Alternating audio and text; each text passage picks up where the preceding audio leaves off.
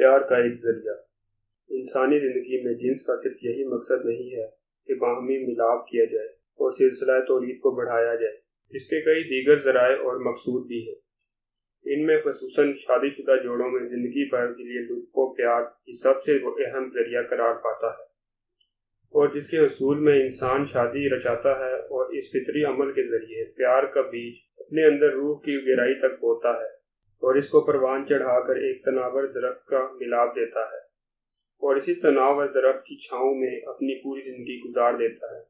محبت کا یہ طریقہ انسان کو ذہنی اور جسمانی خوشی اور تسکین بخشتا ہے اور بھرپور سکھ عنایت کرتا ہے۔ حدود و قیود۔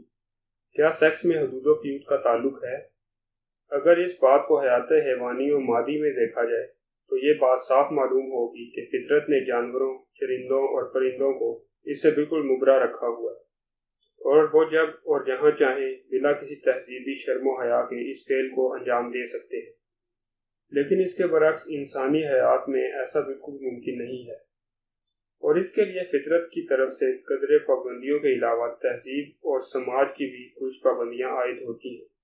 جانوروں کی طرح انسان کھلے عام جنسی فعل سر انجام نہیں دے سکتا، کیونکہ وہ ایک مہذب سماجی کارکن ہونے کے ناطے اس کے اصول و قواعد کا باقاعدہ پابند رکن ہے۔ یہی وجہ ہے کہ اس جنسی فعل کے ساتھ ساتھ کچھ سماجی پابندیاں اور ذمہ داریاں اٹھانی پڑتی ہیں۔ یہ الگ بات ہے کہ جیسے جیسے معاشرے میں وقت کے گزرنے کے ساتھ ساتھ تبدیلیاں پیدا ہوتی ہیں، ویسے ہی پابندیاں اور ذمہ داریاں بھی بدلتی جاتی ہیں۔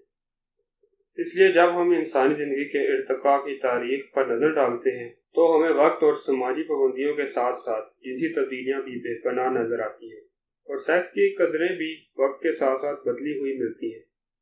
سیکس کے لیے طور طریقے اور کئی معاملات ایسے ہیں جنہیں آج کا مہذب معاشرہ قبول نہیں کرتا یا ان کی اجازت نہیں دیتا، لیکن یہی معمولات کسی زمانے میں کسی قوم، قبیلے یا سماج میں کبھی ناجائز قابل قبول تسلیم کیے جاتے تھے۔ مثال کے طور پر 5ویں صدی میں سماج کے باحیثیت اور اونچے طبقوں کے افراد میں ہم جنس پرستی یعنی ہومو سیکشولیٹی کا چلن عام تھا، لیکن سیکس کا یہی فعل آج کے سماج اور دنیا بھر کے بیشتر ممالک میں غیر قانونی ہے۔ غرض ہر دور کی بدلتی ہوئی سماجی قدروں نے جنس کو بھی متاثر کیا ہوا ہے۔ جنس اور جنسیات تاریخی تناظر میں۔ تاریخ کے حوالے سے جب ہم جنس اور جنسیات کو لیتے ہیں تو معلوم ہوتا ہے کہ بت پرستوں نے اپنی مذہبی رسوم میں ہمیشہ جنس کو اہمیت دی ہے اور جنسی فعل کو پرستش کا لازمہ قرار دیا ہے۔ گویا اس طرح انہوں نے جنس کو روحانیت کا جامہ پہنانے کی کوشش کی ہے۔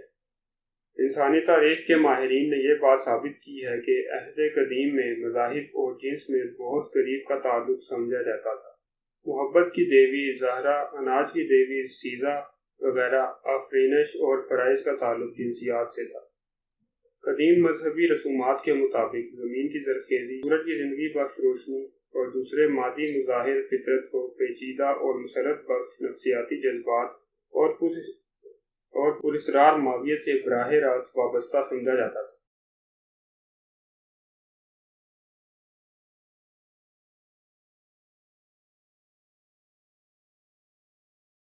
تاثیر دواخانہ۔